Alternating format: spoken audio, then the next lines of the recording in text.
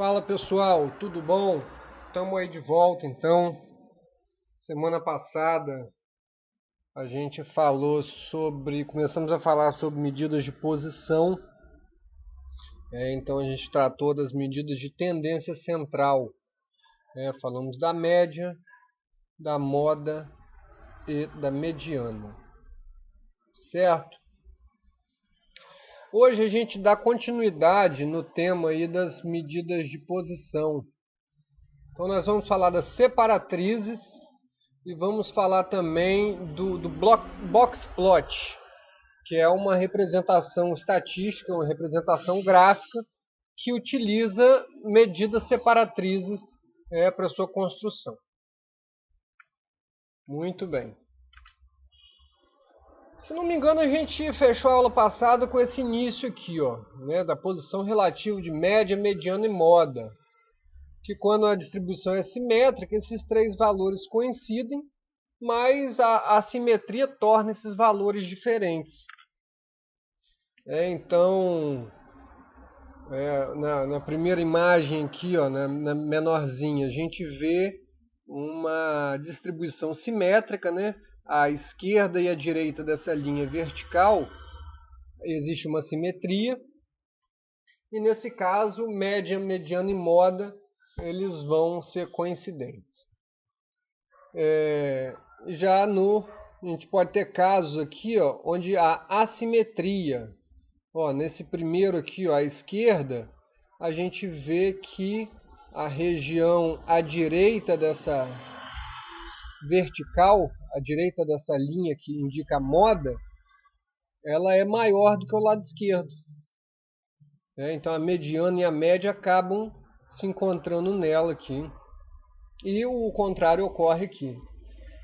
Nesse caso, quando moda é menor do que a mediana e a média, a gente diz que existe uma assimetria positiva. E quando a média é menor do que a mediana e a moda, a assimetria é negativa. Certo? Então, a assimetria ela causa esse tipo de distorção aí na distribuição, na posição dessas medidas. Muito bem. Separatrizes, então. A gente viu na aula passada um negócio chamado mediana, que ela caracterizava a série de valores em função de sua posição central. Então, quando a gente usa dados organizados de forma crescente ou decrescente, o valor central que dividia aquele conjunto de dados ao meio, a gente chamava ele de mediana. E aí, se o número de dados fosse par, eu teria um valor para mediana, ou melhor, se ele fosse ímpar, eu teria um valor específico para mediana, se ele fosse par, eu teria que calcular uma média. Então, mediana, está no centro da distribuição. Ela apresenta uma outra característica que é tão importante quanto essa primeira, de caracterizar a série pela posição central. Qual que é essa segunda característica? Ela separa a série em dois grupos que têm o mesmo número de valores. A mesma quantidade de números que tem de um lado vai ter do outro. E além das medidas de posição que a gente já estudou na aula passada, existem outras que, diferente das da aula passada, elas não são medidas de tendência central. Mas elas têm uma relação com a mediana nesse sentido de dividir a série de dados em partes iguais, digamos assim, Essas medidas a gente vai tratar na aula de hoje, que são os quartis, percentis e os decis. Na verdade, a gente vai falar de quartil e percentil e você vai entender que o decil também o procedimento para se encontrar é o mesmo. E junto com a mediana, a gente conhece pelo nome genérico aí de medidas separatrizes. Vamos entender melhor o que é isso. Então a gente começa pelo quartil. O que são os quartis? Então a gente denomina quartis os valores de uma série que dividem essa série em 4 partes iguais. A mediana divide a série em 2 partes iguais. O quartil divide a série em 4 partes iguais. Então a gente tem 3 quartis. A gente tem o primeiro quartil. Ele é um valor que está situado de tal modo na série que a quarta parte, ou seja, 25% dos dados, é menor do que ele. E o restante, os outros 75%, são maiores do que o primeiro quartil. Temos o segundo quartil, que é a mediana. A mediana a gente já viu na aula passada. Ela faz o que? Ela divide a série no meio. Então, 50% dos dados estão à esquerda dela, são menores do que ela, e 50% dos dados são maiores do que a mediana. Ou o quartil 2. E temos ainda o terceiro quartil, que é um valor situado de tal modo que 75% dos termos são menores que ele e 25% dos termos são maiores.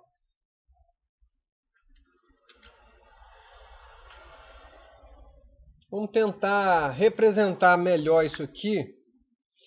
Deixa eu abrir uma outra janela aqui.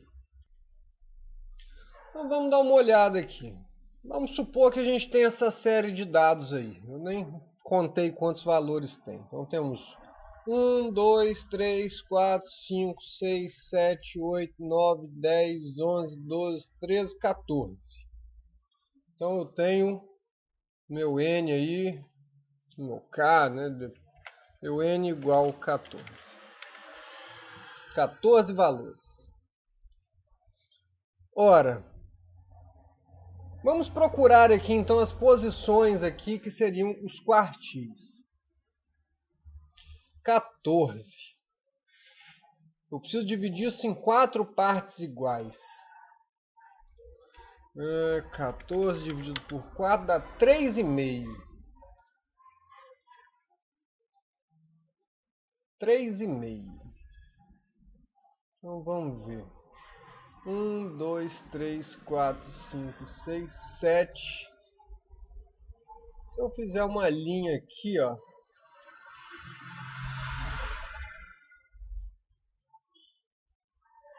Um, dois, três, quatro, cinco, seis, sete. 1, 2, 3, 4, 5, 6, 7. A minha mediana está ali naquela linha, ó. Meu quartil 2. Como tem um número par de termos, né? Então minha mediana seria o quê? Calculado pela média desses dois valores. E os outros quartis? Deu 3,5, né? Então estaria aqui, ó, um quartil aqui.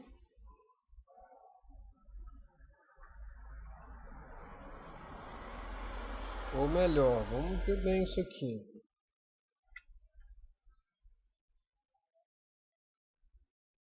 Na verdade, um quartil vai estar aqui, ó.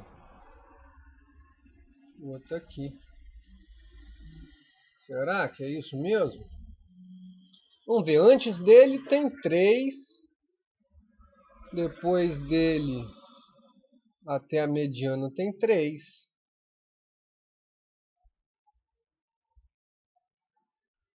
Da mediana até o outro tem 3 valores. E para cá também tem 3.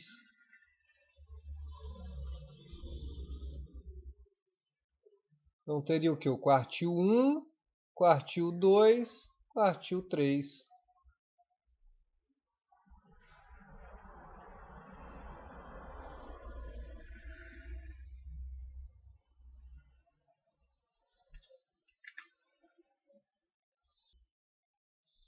Então essas separatrizes, elas são medidas de posição. Teria aqui, ó, Q1,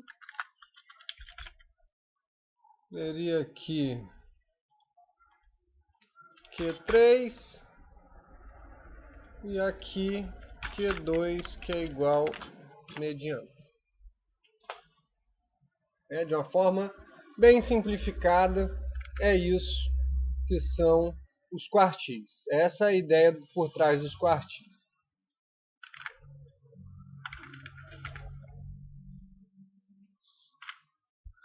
Quando os dados estão agrupados, para determinar os quartis, a gente usa a mesma técnica do cálculo da mediana.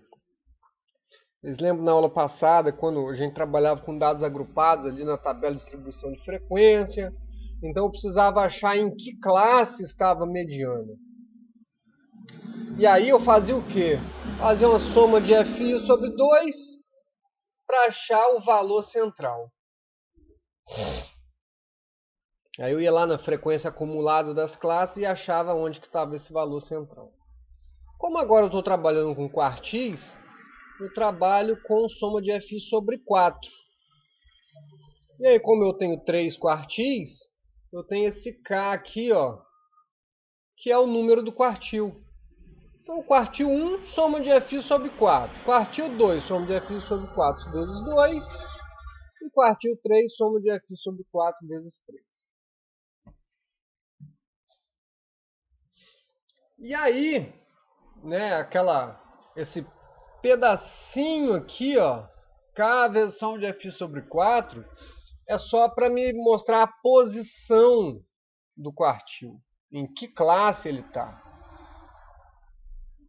Agora, e o valor do quartil? Vocês lembram que tinha uma interpolação lá que a gente fazia para achar, né, se o valor estivesse mais próximo do início ali, do intervalo da classe, ele mais próximo da frequência acumulada anterior, ele estava no início da classe. Se ele estivesse mais próximo da frequência acumulada da classe, ele estava mais no final da classe. Então tinha uma interpolação. Pois bem, aqui a gente também faz essa interpolação. E a expressão que auxilia a gente a encontrar isso aí é essa aqui, ó. Então, um quartil K é igual L asterisco, que é o quê? O limite inferior da classe aonde está o quartil. Aí tem aqui dentro do colchete, ó, K, soma de FI sobre 4, menos frequência acumulada da classe anterior, vezes a amplitude da classe, faltou colocar aqui, dividido por frequência simples da classe que tem o quartil. Então vamos para o exemplo aqui. A minha distribuição, então, tem soma de FI igual a 40.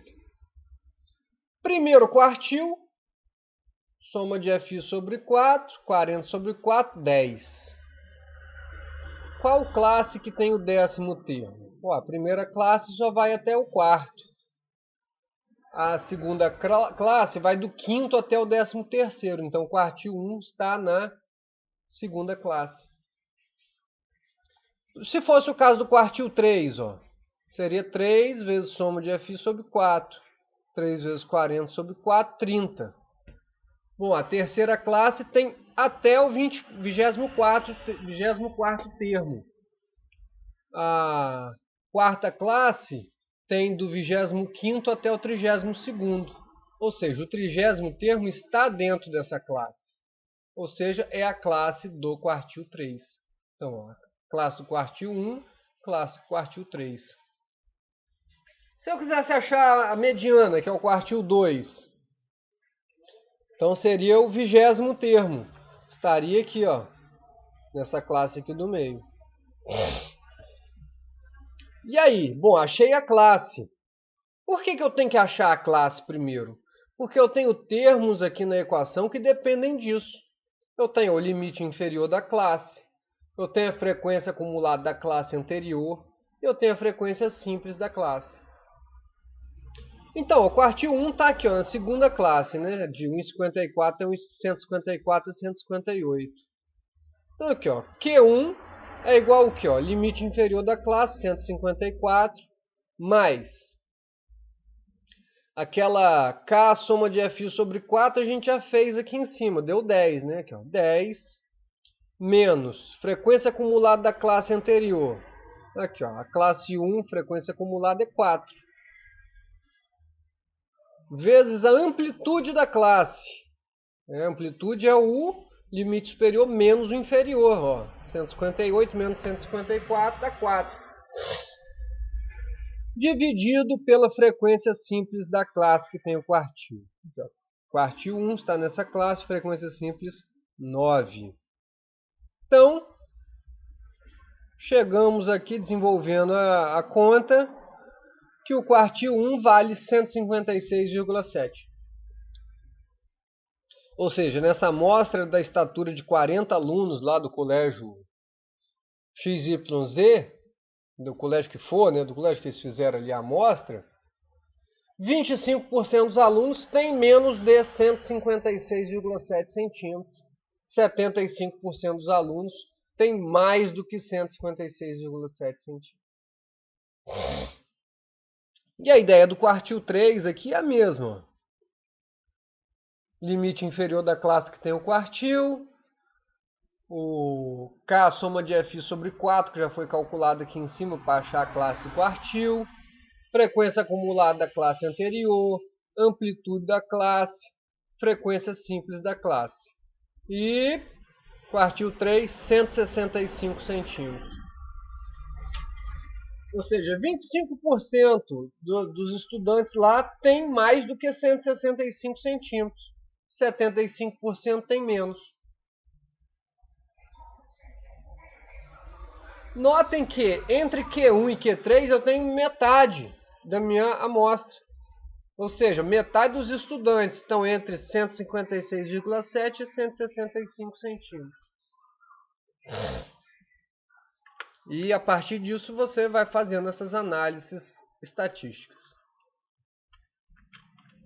Então, esse é o quartil. Por que a gente não calculou o segundo? Porque a gente já aprendeu na aula passada, que é o cálculo da mediana. E, se eu quisesse calcular também, eu poderia usar esse mesmo procedimento que eu usei para o primeiro e para o terceiro, sem problema, daria certo também. E a gente vai ver, inclusive, quando a gente entrar no percentil, que eu ainda tenho algo mais generalizado ainda do que isso. O que é o percentil? São os 99 valores que separam uma série em 100 partes iguais.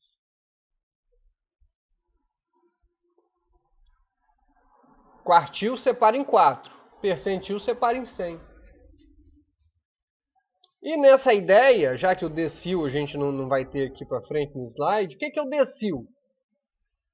São os 9 valores que separam uma série em 10 partes iguais. Só que quando você chega no cálculo do percentil, você consegue calcular qualquer decil, qualquer quartil, a mediana, qualquer separatriz. Vamos ver. Então, ó, o percentil P1, P2, P3, P4, 5, 6, 99. 99 percentis a gente tem. Quartil eu tenho Q1, Q2, Q3. Decil eu tenho D1, D2, D3, D4, D5, D6, D7, D8, D9. Certo? É evidente que o percentil 25 é igual ao quartil 1. Que o percentil 50 é igual ao quartil 2.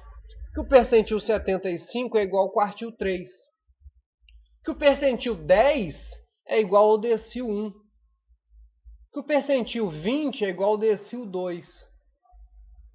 Vocês estão conseguindo entender essa relação entre o percentil e o quartil, entre o percentil e o decil?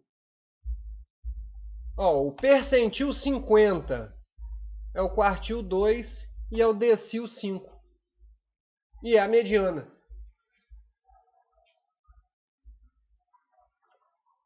São iguais, são o mesmo valor, é a mesma coisa. Igual quer dizer igual. Pode parecer bobo isso que eu estou falando, mas isso é uma chave na matemática. Quando você tem o símbolo de igual, quer dizer que você pode tirar uma coisa, colocar a outra que é igual no lugar, que o resultado é exatamente o mesmo, que dá no mesmo, que não muda nada.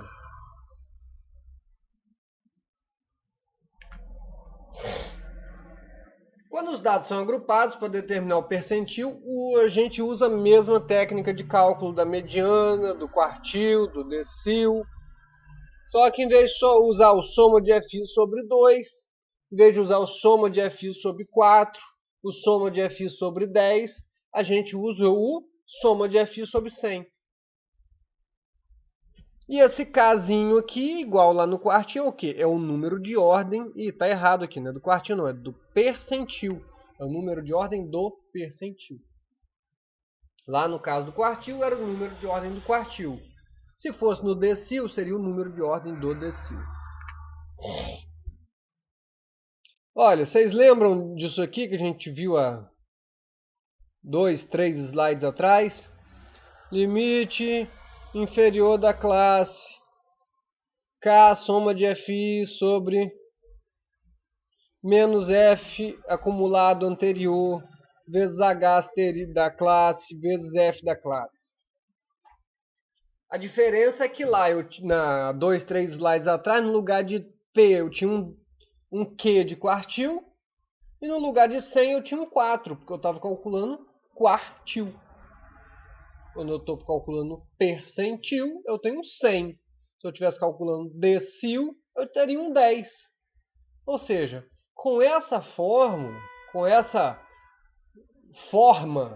dessa equação, eu consigo calcular tanto o percentil, quanto o decil, quanto o quartil, quanto a mediana. É só eu saber que o percentil tal é igual ao quartil tal. Percentil 25 é igual ao quartil 1. Percentil 50 é igual ao quartil 2. Percentil 70 é igual ao decil 7. Certo? Então, eu sabendo essas relações entre percentil, quartil e decil, eu só preciso lembrar dessa forma de cálculo. Isso me facilita aí um pouco a vida. Então, voltando lá no exemplo aqui dessa tabela de estaturas, acabou ficando o Qzinho aqui para trás também. Suponha que você queira calcular o percentil 8. Então, mesma ideia lá do quartil. K igual a 8. Então, 8 vezes a soma de FI sobre 100, 3,2. Bom, se na primeira classe tem até o quarto termo, então o termo 3,2 está ali dentro. Na verdade, esse termo, fisicamente, ele nem existe. Eu tenho a medida 3 e eu tenho a medida 4. Eu medi o aluno 1, o aluno 2, o aluno 3 e o aluno 4. Não tem como eu medir 3,2 alunos. Mas quando a gente fala aqui em dividir a distribuição em partes iguais, pode acontecer esse tipo de coisa. Inclusive, como que eu vou dividir uma distribuição que tem 40 valores em 100 partes? Alguns valores vão ter que ser cortados no meio aí. Então, 8 vezes 40 sobre 100, 3,2. Bom, o termo 3,2 está na primeira classe. Está entre os termos 3 e 4. Então, P8 é igual ao que? Limite inferior da classe aonde está o percentil, 150. Mais aquela K vezes soma de FI sobre 100, que a gente fez aqui em cima, 3,2, menos frequência acumulada da classe anterior. Não tem classe anterior, então a frequência acumulada da classe anterior é 0. Vezes a amplitude da classe, dividido pela frequência simples da classe. Então, meu percentil 8, 153,2 centímetros.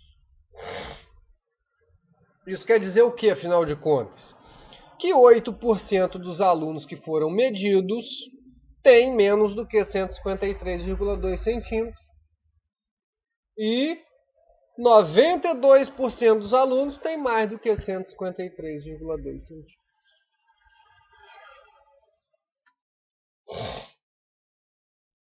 Se a gente construir um polígono de frequência acumulado percentual, a gente consegue determinar geometricamente as separatrizes. Então, ó, um polígono de frequência acumulada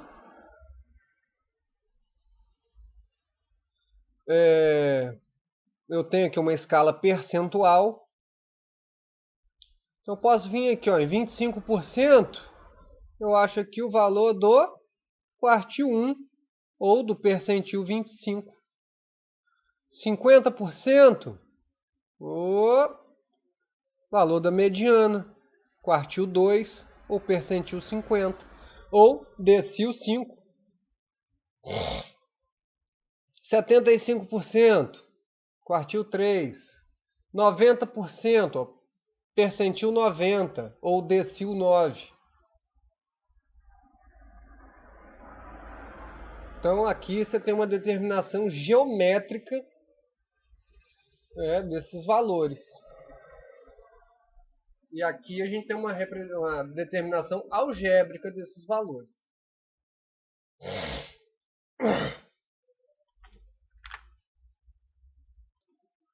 Muito bem. Então aí a gente fecha a parte de...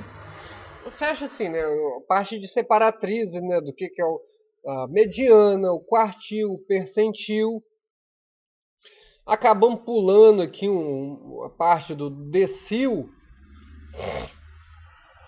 Mas se você entendeu a relação ali entre quartil e percentil, você entender essa relação com decil também se torna muito simples e trivial. E aí a gente chega no box plot. E o que é esse tal de box plot? O próprio nome já diz, é uma plotagem em caixa. Um diagrama de caixa. E é uma ferramenta gráfica que permite visualizar a distribuição e valores discrepantes. A gente não tinha falado nisso ainda. Valores discrepantes. Ou a gente pode chamar também de outliers de dados.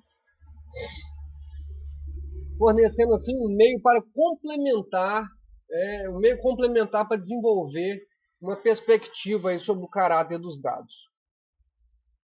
Ele também permite uma disposição gráfica comparativa. E nele a gente tem medidas estatísticas descritivas, como o mínimo, o máximo, primeiro quartil, segundo quartil e terceiro quartil. Então, esses valores todos estão no box plot. Só falar um pouquinho aqui o que é outlier, esses valores discrepantes.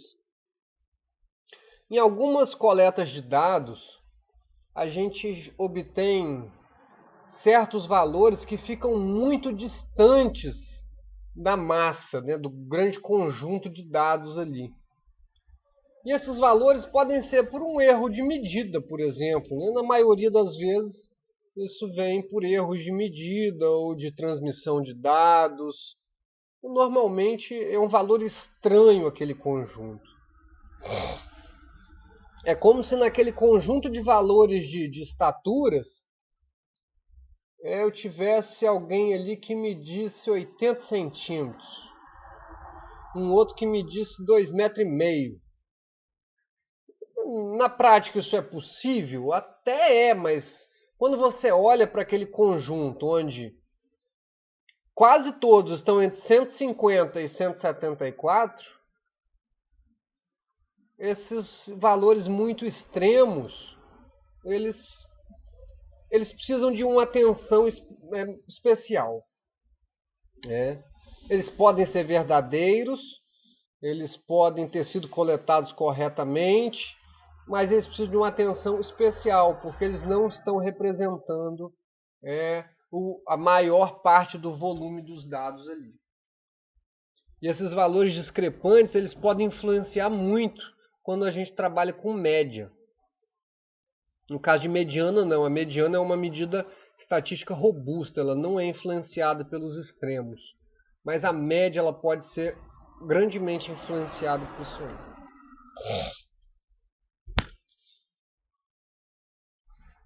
Então vamos dar uma olhada na figura aí que representa o box plot. Então, o box plot, quando você não tem outlier, ele é isso aqui, ó. Você tem o mínimo. Eita, Lelê. Você tem o mínimo. Essa borda inferior aqui da caixa é o primeiro quartil. Essa linha interna da caixa é o segundo quartil. Essa borda superior da caixa é o terceiro quartil. E quando você não tem outlier, você tem o máximo aqui em cima.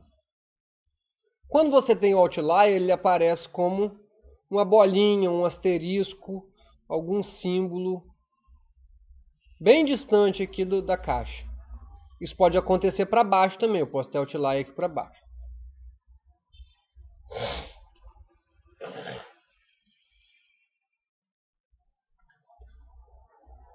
Então, o retângulo no meio dessa haste possui 3 linhas horizontais. A linha de baixo, que é o próprio contorno externo inferior, é o primeiro quartil. A de cima, que é o contorno externo superior, o terceiro quartil. E a linha interna mediana. Asteriscos ou pontos, que estão mais distantes aí, são valores discrepantes, valores extremos, muito diferentes dos outros valores que a gente encontra ali no box plot. A gente chama de outlier. O box plot fornece uma análise visual da medidas assim de posição, dispersão, simetria, caudas e valores discrepantes do conjunto de dados. A gente até essa aula a gente falou de medidas de posição. Próxima aula a gente vai entrar em medidas de dispersão e depois simetria e caudas. Mas eu já apresento o box plot para a gente começar a ter uma noção, uma ideia disso e visualizar como as medidas de posição podem ser representadas graficamente. Posição. Em relação à posição dos dados, observe-se a linha central do retângulo, a mediana ou segundo quartil. Às vezes a mediana está mais próxima do primeiro quartil, às vezes ela está mais próxima do terceiro. Quando a distribuição é mais simétrica, essa mediana vai estar no meio da caixa. Então ela dá uma ideia de posição. Dispersão pode ser representado pelo intervalo entre quartis, que é a diferença entre o terceiro e o primeiro quartil, o tamanho da caixa. Quanto mais fininha a caixa, mais baixinha a caixa, menor é a dispersão dos valores. Ai, ai. Não sei porque que as pessoas fazem isso, não. Quando maior, mais alta a caixa, mais espalhados estão esses valores. Outra coisa que dá uma ideia de dispersão para a gente no box plot é a amplitude. A amplitude é o quê? É o valor máximo menos o mínimo. Então ela também dá a ideia de quão espalhados estão esses valores. Embora a amplitude seja fácil de entendimento, o intervalo entre quartis já é uma estatística um pouco mais robusta no caso aí dessas análises, porque ela não sofre influência dos extremos. Simetria. Conjunto de dados que tem a distribuição simétrica tem a linha mediana no centro do retângulo. Se a mediana está mais próxima do primeiro quartil, você tem uma assimetria positiva. Se ele está mais próximo do terceiro quartil, a assimetria é negativa. A mediana, só ressaltando aqui, ela é a medida de tendência central mais indicada quando existe assimetria, porque a média é influenciada por valores extremos.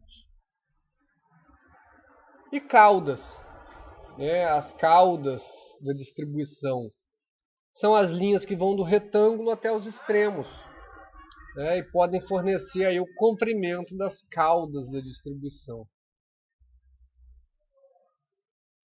Cauda, quando a gente olha lá naquele... Cadê? Lá no comecinho. Essa cauda, a gente chama essa linha que se estica, né? De cauda. Cauda no sentido de rabo, né? Rabo de cachorro, de gato. Cauda. Aqui, ó. Aqui eu tenho uma cauda curtinha, aqui eu tenho uma cauda um pouco mais alongada. As distribuições podem ter... Aqui nesse caso a gente vê que a cauda mais alongada está no lado da assimetria. Mas nem sempre isso acontece, não é regra, tá? Eu posso ter caudas alongadas para cá também. Imagina que eu tivesse um valor bem longe aqui, ó. Eu teria uma caudona alongada para cá. Vamos voltar lá.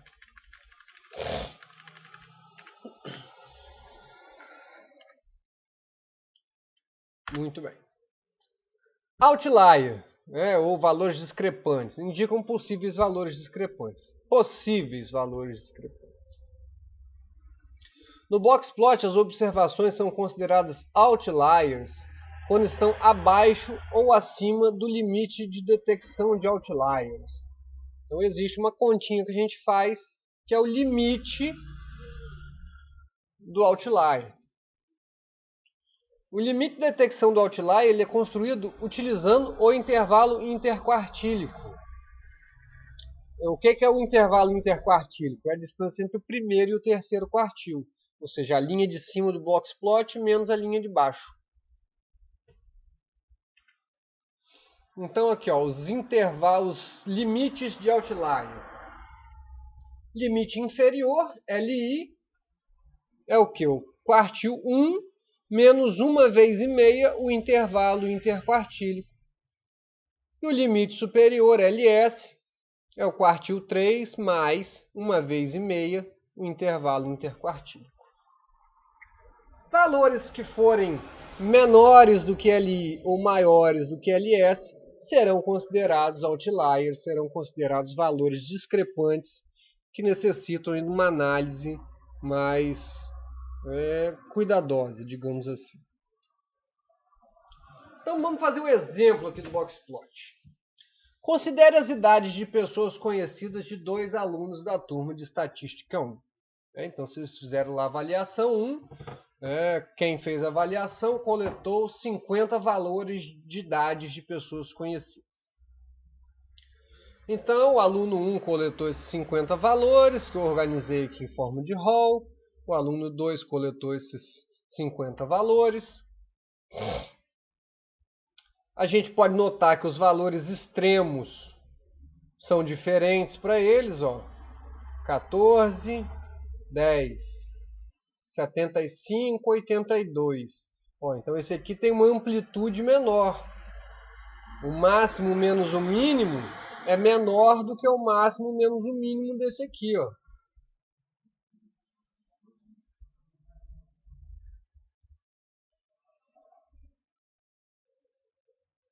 Aquela questão da amplitude ser influenciada pelos extremos. Vamos lá. Como temos um número ímpar de dados, os valores Q1, Q2 e Q3 serão médias. Então, ó, cada coluna dessa aqui tem 10, né? 10 vezes 5, 50. Então, o meu quartil 1 está aqui, ó. Eu tenho 11 valores antes dele. Meu quartil 2 está aqui. Eu tenho 11 valores entre o quartil 1 e o quartil 2. 1, 2, 3, 4, 5, 6, 7, 8, 9, 10, 11. Meu quartil 3 está aqui. Aqui eu tenho 11 valores depois dele. E meu quartil, e também tenho 11 entre o 2 e o 3. Ó. 1, 2, 3, 4, 5, 6, 7, 8, 9, 10, 11. Ou seja, quartil 1, 2 e 3 estão dividindo aí a distribuição em 4 partes iguais. A mesma coisa aqui no caso do aluno 2, as posições aqui, ó, são iguais. Então tenho meus quartis aí, ó. Na verdade, os quartis serão médias entre esses dois valores marcados aí.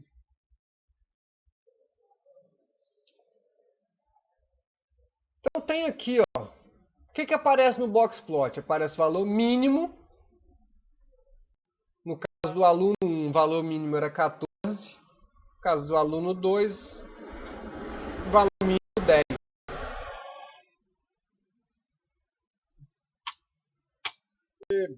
Computador. É muito difícil trabalhar, gente, com esses recursos limitados que a gente tem. Quartil 1, para o aluno 1, 18, para o aluno 2, 19. Quartil 2, para o aluno 1, 42, para o aluno 42, aluno 2, 30,5. Quartil 3, 48, 52,5 e os valores máximos. Então, esses valores vão compor o box plot.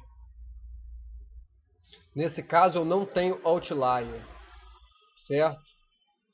O que seria o outlier aqui? Ó? Vamos ver. 48 menos 18, que é o Q3 menos Q1, dá 30. 30 vezes 1,5 dá 45. Certo? Então, para eu ter outlier, eu teria que ter um valor que fosse menor do que 18 menos 45 ou maior do que 48 mais 45. Não é o caso, né? Não existem outliers. Vocês podem fazer a conta aí na casa de vocês, que vocês não vão achar outlier nesse caso. E olha só, tá aqui, ó, os dois gráficos em caixa. Certo? Vejam, as caudas superiores dos dois são até parecidas. A cauda inferior desse aqui é menor do que a desse aqui. Ó, nesse caso aqui, a mediana está mais próxima do quartil 3. Nesse caso aqui, a mediana está mais próxima do quartil 2, quartil 1. Então, a gente consegue fazer comparações entre os conjuntos de dados. Eu tenho, em um caso, uma simetria positiva, no outro caso, uma simetria negativa. Certo? Esse aí, então, é o box plot. E a gente pode ver que todos os valores vão aparecer aqui, ó. No caso do aluno 1, ó, mínimo 14. Aqui, ó, tá entre 10 e 20 aqui, né? Parece que é um 14. Q1, 18. Aqui, ó, a linha de baixo do box plot está um pouquinho para baixo da linha do 20. Ó, Q2, 42, ó, tá para cima do 40. Q3, 48, tá aqui, ó, um pouquinho para baixo de 50. E o máximo 75, tá aqui, ó, 70 e 80, a ponta dessa linha aqui. Se vocês forem fazer esse mesmo tipo de análise no box plot aqui dos dados do aluno 2, vocês vão notar o mesmo comportamento, o mesmo tipo de coisa. Certo? Esse box plot eu fiz no Excel. Demorei um pouquinho para fazer ele, porque eu nunca tinha feito isso em Excel. Né? Fui seguindo aí os tutoriais aí, levei quase uma hora para fazer isso. Mas depois que você sabe fazer, é rapidinho. Se você tiver um programa estatístico específico, existem vários programas estatísticos muito bons, ele já faz isso aí para você num clique. Então a gente pode observar no gráfico também, ó, variabilidade dos dados obtidos pelo aluno 2 é um pouquinho maior que é obtido pelo aluno 1. A caixa é mais alta. A distribuição dos dados obtidos pelo aluno 1 é assimétrica negativa e a do aluno 2 é assimétrica positiva. Em ambos os casos, as caudas mais longas estão no quarto final dos dados. Viu? Independente da assimetria ser positiva ou negativa, as duas caudas maiores ficaram no quarto final.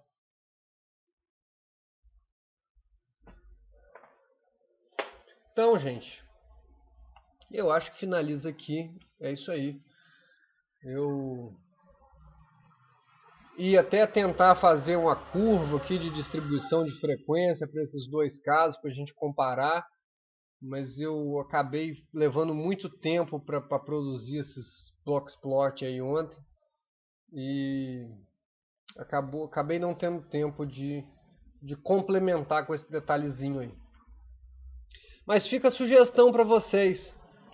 Pega aí, ó, o conjunto de valores, faz uma tabela de distribuição de frequência para um e para outro. Segue os critérios que a gente falou lá na aula 4, de determinação dos intervalos das classes, do número de classes. Faz a tabela de distribuição de frequência e depois plota essa distribuição de frequência num gráfico de barras. Então vai ter as classes aqui, ó, no eixo X, classe 1, classe 2, classe 3, classe 4, e a frequência deles aparecendo em forma de barras no eixo Y. E aí depois você traça uma curva de tendência ali, você vai conseguir ver mais ou menos esse comportamento aí que o Boxplot está demonstrando. A diferença é que o Boxplot ele está em pé e o seu outro gráfico vai ficar deitado. Espero que vocês tenham aproveitado, que vocês tenham aprendido alguma coisa. Dúvidas, enviem mensagens. Eu vou colocar os slides lá no Ava também. Alguém me mandou um e-mail pedindo para fazer isso. E tentem fazer exercícios aí. Procurem na internet. Vocês vão achar vários exemplos. Material estatístico ele é muito rico na internet. Você tem o portal Action, tem vários outros tipos de portais aí que vão fornecer materiais aí de cálculo de quartis, confecção de boxplot, de histograma, polígono de frequência. E semana que vem a gente entra então nas medidas de dispersão. Ou seja, a gente vai no Boxplot aqui a gente consegue ter uma ideia, né, que um conjunto de dados está um pouquinho mais espalhado do que o outro, porque a caixa é mais alta, porque a cauda é mais longa. E na semana que vem a gente vai ver métodos algébricos para encontrar valores para essa dispersão. A gente vai chamar aí tem a amplitude, que é uma medida de dispersão, tem o desvio padrão, vai ter o coeficiente de variação e algumas outras medidas de dispersão que a gente vai ver aí nas próximas aulas. Então, obrigado pela atenção, gente, e até a próxima.